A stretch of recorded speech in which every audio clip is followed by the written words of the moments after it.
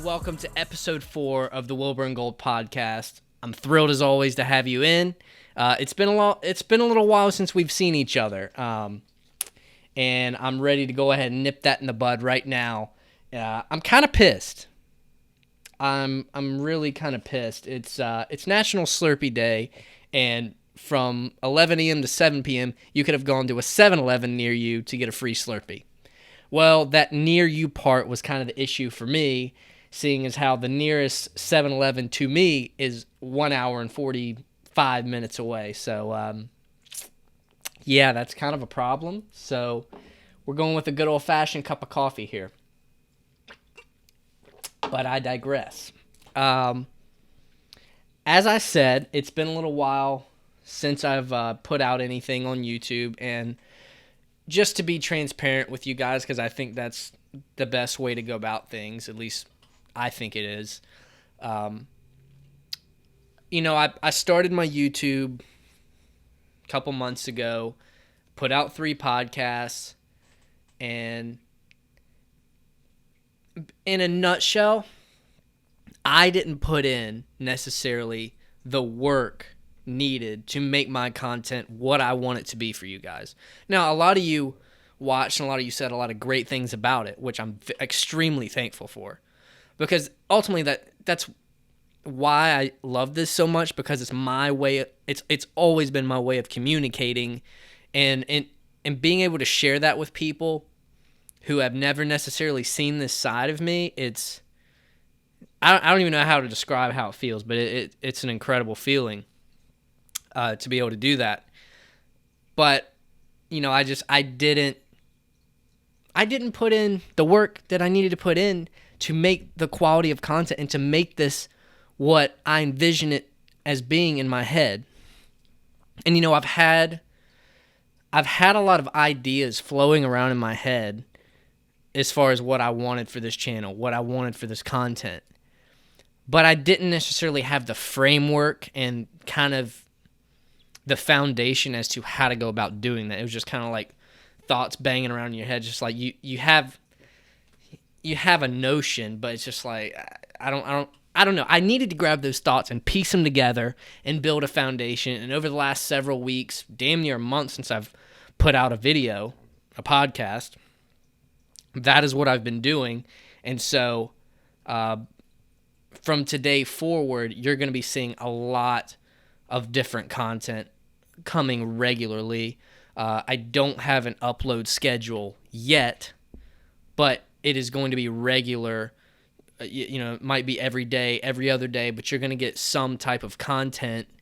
And I'm looking so much forward to this. I'm not going to go into too much detail because I don't want to just give it all away. I kind of want this to be a little, oh, wow, I didn't see that coming, but I will say I have a vlogging camera now, so that's a thing. I'm just now getting back into gaming as of recently. I'm not, this is another little hint as to what type of content you're going to be seeing.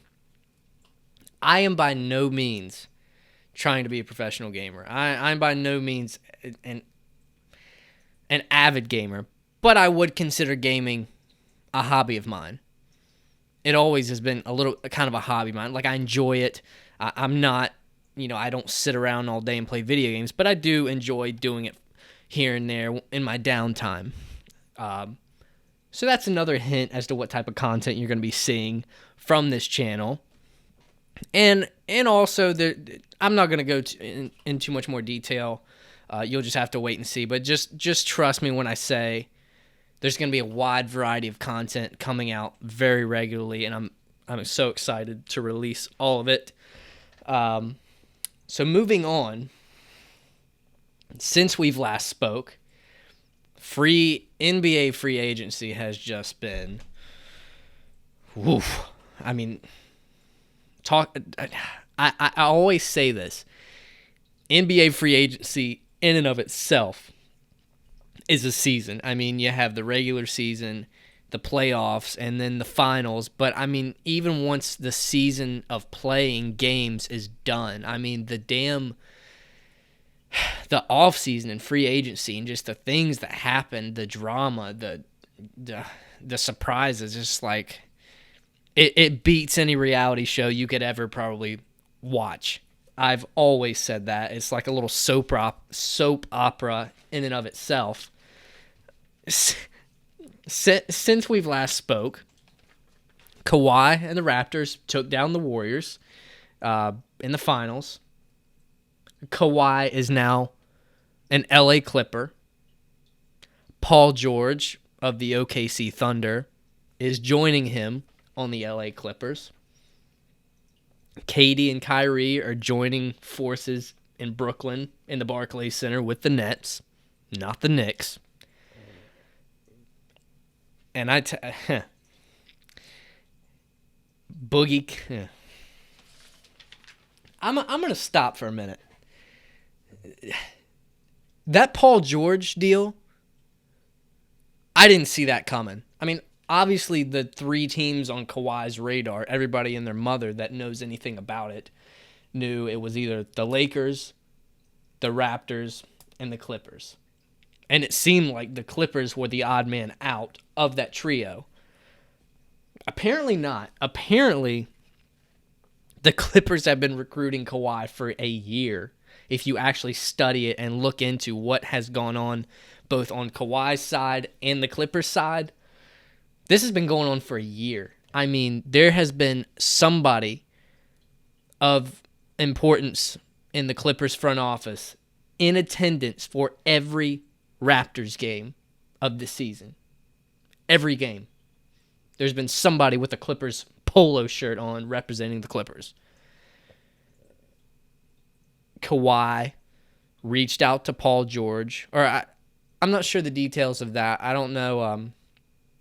I think it might have been the Clippers wanted Paul George, and they made Kawhi aware that they wanted to get Paul George involved in that deal. And I think somewhere as they were meeting, Kawhi's like, oh, okay, I got it. And he gets on the phone, hits up Paul George, pulls some strings. Now, next thing you know, Paul George is with the Clippers and Kawhi Leonard.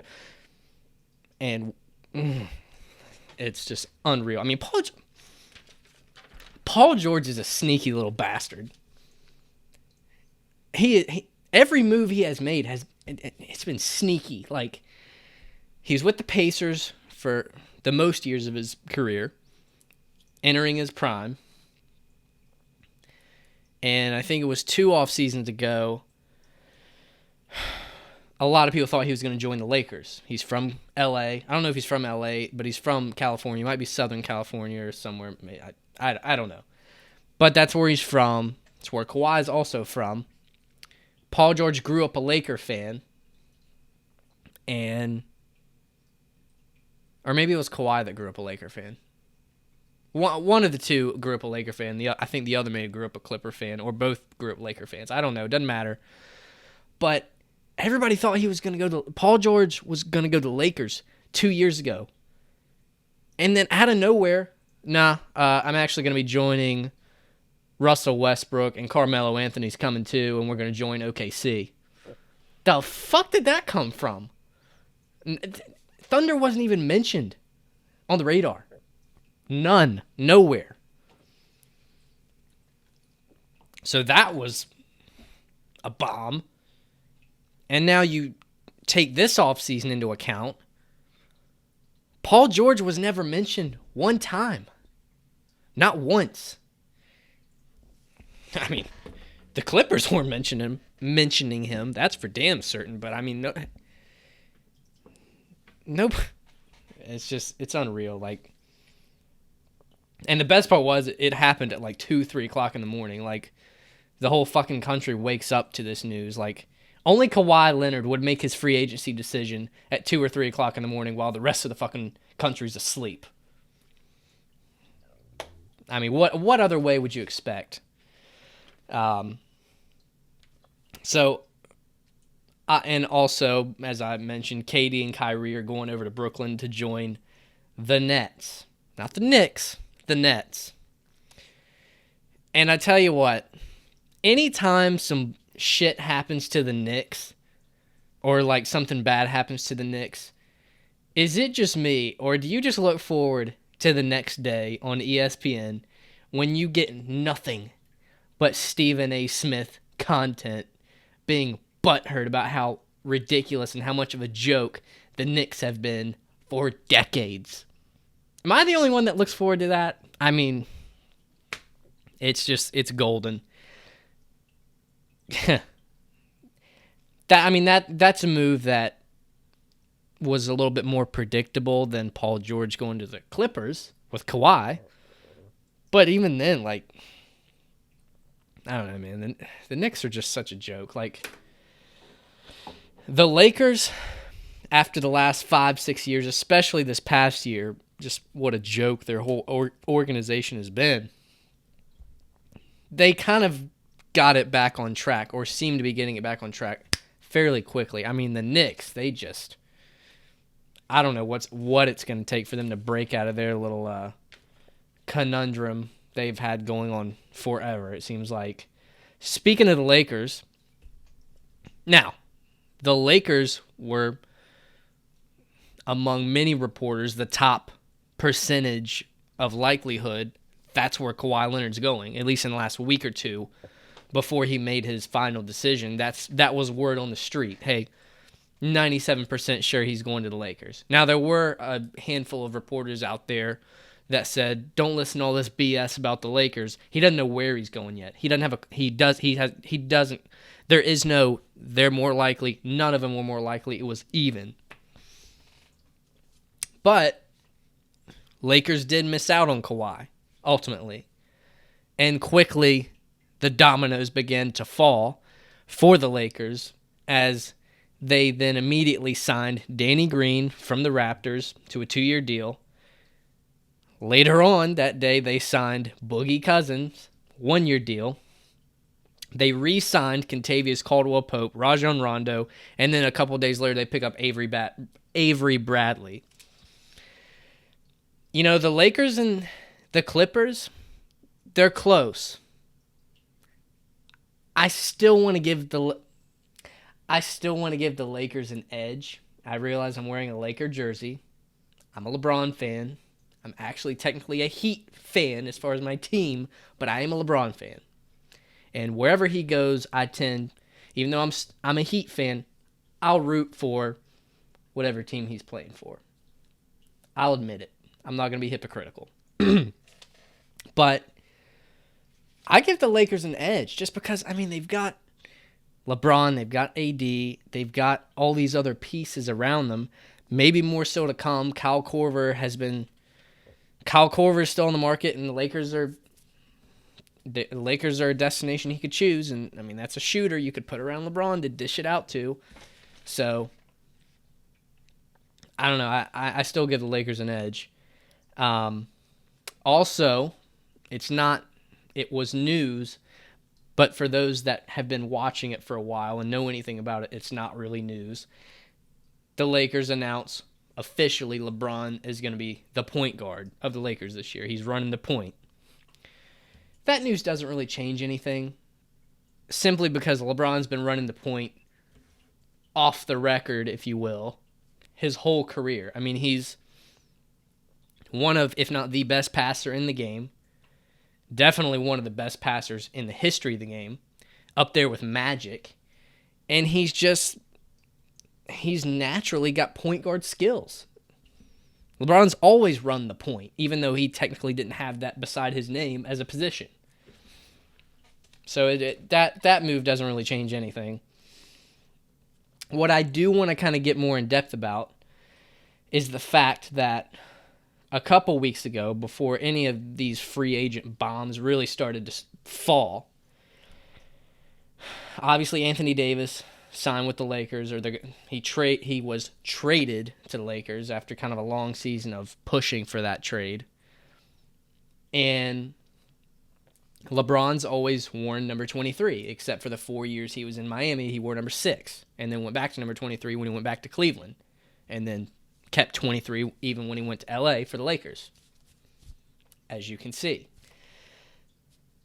Well, LeBron decided to give number 23 to Anthony Davis. And then later on, LeBron tweeted out the number 6 with the little prayer hands emoji beside them, basically hinting what many had already suspected. He's going back to number 6. And he gave Anthony Davis, who has also been number 23 for his whole career. I don't remember if he was number 23 when he was at Kentucky. He may have been, but don't hold me to that. But in his NBA career, he's been number 23 exclusively, and LeBron gave it to him. To me, that's a big move. That's a big move because, to me, that's a culture move. The Lakers' culture has been shit for the last handful of years, especially this past year. But as an organization, the Lakers' culture has been shit. LeBron's trying to turn that around. He could have kept number 23. He said no, he could have easily said, "No, screw off. You're going to choose another number. I'm LeBron. I'm the king." But he didn't. He said, "There you go. Let's make this thing happen." That was a culture move, and culture is oxygen when it comes to anything.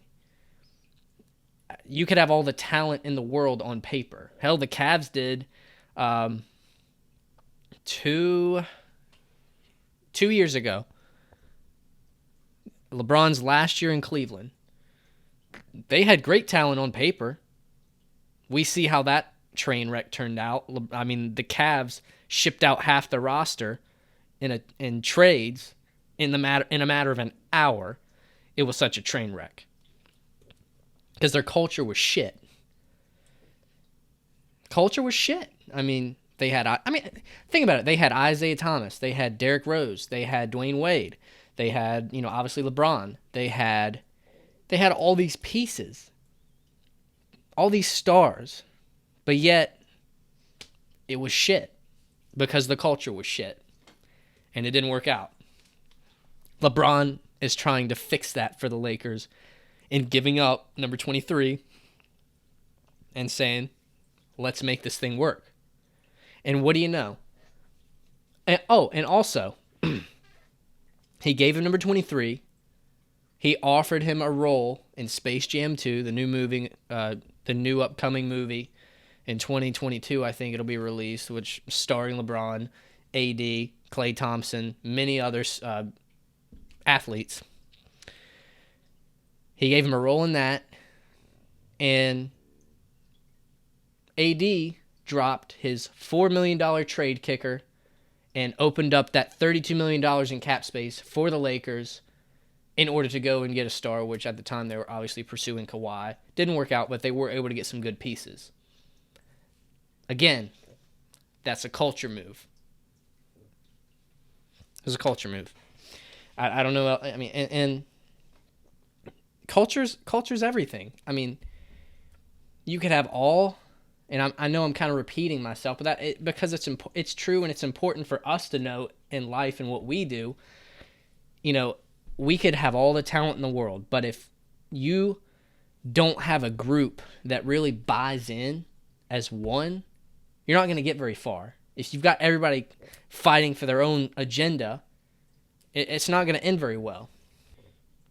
For example, now I had a clip that I wanted to play because I saw it on YouTube this weekend, and it was Vince Carter on The Jump, I believe. They were covering the NBA Summer League in Las Vegas, and they were talking about free agency and how, now that Kawhi's gone and some of these other big free agents are off the market finally, who's left? And Vince Carter is likely not going to be returning to the Atlanta Hawks for the next season in what he has said is going to be his final season. I mean, the guy's played, I think this is his 21st or 22nd year. I mean, the guy's played forever.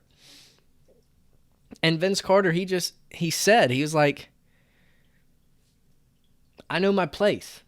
And keep in mind, Vince Carter was one of the top players in the league in his prime for a long time. But he said, I know my place. These other guys got to go first, and then I'll wait for my call. That's the type of person you want in your locker room. That's the type of person that adds to the culture. He's not concerned with, I got to get signed before all these. He didn't care about that bullshit. He wants to buy in and help a team be better. He wants to help a locker room be better. He wants to influence younger players, which is something I heard in the Hawks locker room he did an extremely good job of, is really showing these younger players. Because, I mean, the Hawks are a young team. A very young team. Trae Young and all these other young stars that are up and coming. And, he was teaching them how to behave out in public as an NBA player. Going to dinner, going to the press conferences, just in the locker room in general. He was teaching them all these things away from the court. Culture. Speaking of culture, who's somebody whose culture has also seemingly been shit, even though they look to be good on paper every year? The OKC Thunder and Russell Westbrook.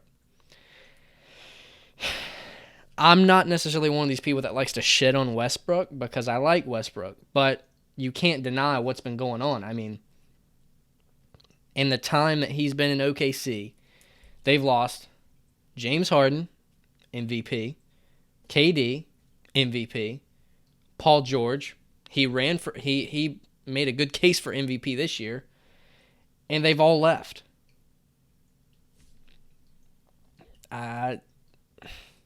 They've all left.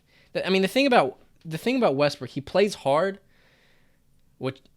He plays hard. He's the triple-double king, if you will. But he doesn't always play smart. In order to get that triple-double, he gasses himself out. And so at the end of the game, when you need that crucial shot or that crucial play, he's gassed. He doesn't have as much in the tank to make it happen. And so, I don't know. Obviously, if you've been following it, Westbrook has been searching for a trade. Because, I mean, apparently, in a trade package to Toronto to try and get Pascal Siakam, and I'm not sure who else was involved on the Toronto side of that deal. They offered Westbrook and Paul George. Toronto declined it, obviously. But once Westbrook found out that once he found out that he was on the trading block, that didn't help. And then obviously once Paul George was gone, he wants out of OKC, And so a lot of people thought Westbrook would end up going to the Heat and joining Jimmy Butler, who just signed with the Heat from Philadelphia this offseason. I think that could potentially be really good. It could potentially be really bad because those are both two kind of hard-nosed personalities. If they were to clash, that would be bad. It turns out Westbrook has been traded to the Rockets, which, again, the Rockets actually were a team that were, the Heat were a possibility, but the Rockets were a small possibility because, I mean, you figure Westbrook, Chris Paul, Harden, those are three players who need the ball. But you also got to keep in mind this trade actually does make sense. Chris Paul is going to OKC, Russell Westbrook is going to the Rockets, and then the Rockets are giving OKC a crap ton of first-round picks in the future.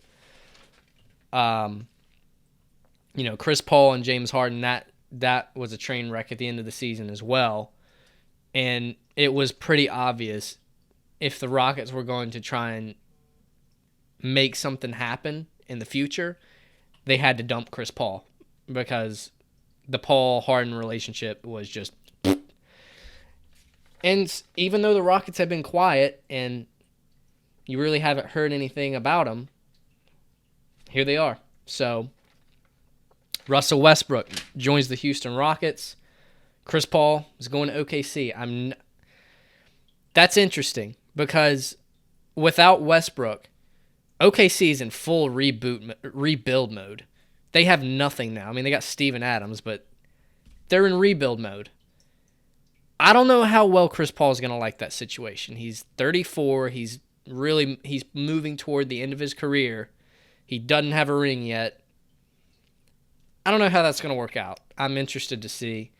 And lastly, something else I actually saw that I didn't initially have in my rundown, Modern Warfare, the new Modern Warfare that's coming out in October, was actually trending on Twitter, and so I took a look, and they actually had some snippets, little clips of some multiplayer gameplay for Modern Warfare, and it just looks so freaking good. It looks smooth. I mean, just the gameplay is smoother than a baby's butthole. And I can't wait. Official full gameplay will be released August 1st, and I can't wait to take a look at that, and I'm sure you feel the same way. In fact, I think I'm going to play Modern Warfare Remastered as soon as I get off this show. And so, that's going to do it for today. I want to thank you for joining, and if you enjoyed the show, give it a thumbs up. If you didn't enjoy the show, please give me a thumbs down so I can get better and improve my content for you guys. Also, if you want to see more, subscribe to the channel, and subscribe and follow me on all my other social media. The links will be down below to all of that, and you can catch this show on YouTube, iTunes, Podbean, and SoundCloud.